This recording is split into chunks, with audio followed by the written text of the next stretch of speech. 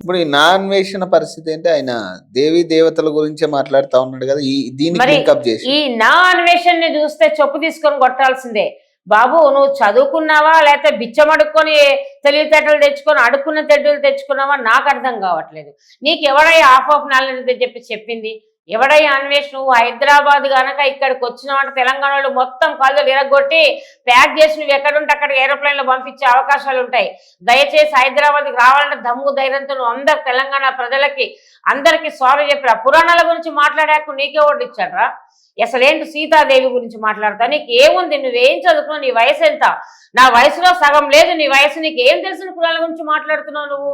అది చాలా తప్పు అన్వేష్. ఇంకోసారి నువ్వు పురాణాల గురించి మాట్లాడిన, ఆడవాళ్ళ గురించి మాట్లాడినా, పిచ్చితనం చేసే వాళ్ళని సమర్థించిన కాళ్ళు చేతులు నగలికి కోసి మరీ చేతిలో పెట్టి పంపిస్తాం మేము. తెలంగాణ వాళ్ళని తక్కువ అంచనా వెయ్యకు నువ్వు.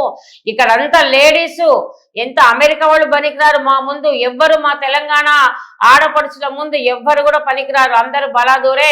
మా కాలు చెప్పుతో నలిపేస్తాం దొంగ విధవా. ఇంకోసారి ఇక్కడికి వచ్చి ఇలాంటివన్నీ పిచ్చి పేళ్ళని పేలినామంటే ఇది మా శాపం, బ్రాహ్మణ శాపం ఒకటి.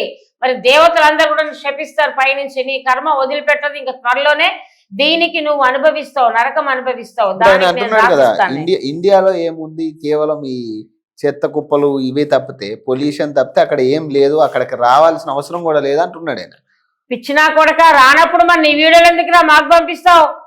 ఓ పిచ్చినా కొడక నువ్వు వింటున్నావు, ఎక్కడున్నా వీడియో చూడు దయచేసి. నువ్వు ఇండియా రానప్పుడు నీ ఇండియా పిచ్చి వీడియోలని మాకెందుకు పంపిస్తావు? నువ్వు పంపే నీకు ఇండియాలో చెత్త ఉంటుంది కదా. చెత్త కాదురా, ఇక్కడ ఉంది మాట, మంచితనము, మరి మర్యాద, నీతి, నిజాయితీ ఇక్కడ ఉంటుంది ఇండియాలో. ఇండియన్స్ నువ్వు తక్కువ అంచనా వెయ్యకు. అవినాష్ నువ్వు పుట్టి పెరిగింది ఇండియాలో కూడా చాలాసార్లు వచ్చావు. అప్పుడు నీకు కనపడలేదా చెత్త? మరి నీ ఛానల్ పెట్టినప్పుడు ఎన్నిసార్లు వచ్చావో నేను చాలాసార్లు చూసుకున్నాను. కాకపోతే ఏ టైంలో వచ్చావు అన్నది మాత్రం నేను చెప్పలేను, కానీ చాలాసార్లు వచ్చావు. నువ్వు సుమతక్క అంటే నువ్వు గుర్తుపడతావు నన్ను.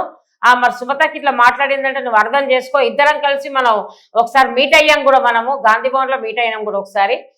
మరి ఆలోచించుకో నువ్వేంట్రా ఇట్లా మొత్తం మా దేవతలు కాదు మన దేవతలు, మా హిందుత్వాన్ని కించపరిచే విధంగా నువ్వు మాట్లాడినందుకు నాలుక కోసినా నేనేం చేసినా తక్కువే. మరి నువ్వు ఆలోచించుకో. ఇంకోసారి ఇట్లా మాట్లాడడం ఇంకోసారి అవకాశం ఇవ్వం మేము. మరి నువ్వు ఇట్లాంటి మాటలు పాడకు. నిన్ను చూసి వేరే వాళ్ళు నేర్చుకుంటారు. సరిగ్గా నీకు రాకపోతే వదిలే, రాదని చెప్పి వదిలే. ఏదో చేయాలని చెప్పి ఎందులో ఇరుక్కోకు దయచేసి.